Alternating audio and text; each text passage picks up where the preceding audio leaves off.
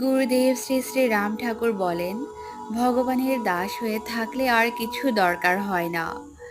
যখন একজন ব্যক্তি সত্যিকার অর্থে ভগবানের দাস হয়ে যান, তখন তার জীবনের সমস্ত উদ্দেশ্য, চাহিদা, উদ্বেগ অল ডিজলভ হয়ে যায় ঈশ্বরের উপর পূর্ণ আস্থা ও নির্ভরতায়।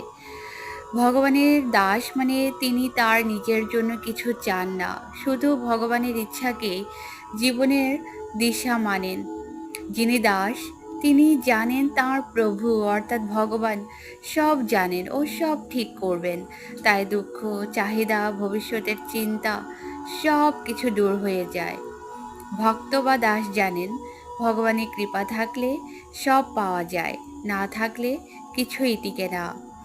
যে ভগবানের দাস সে জানে, ভগবত চরণে থাকলে জীবনের সব অভাব পূরণ হয়। তাই তিনি আর কিছু চান না, সেটাই তার পরিপূর্ণতা। আত্মসমর্পণের মধ্য দিয়ে সব কিছু পাওয়া যায়। জয় গুরুদেব, জয় রাম, জয় গোবিন্দ।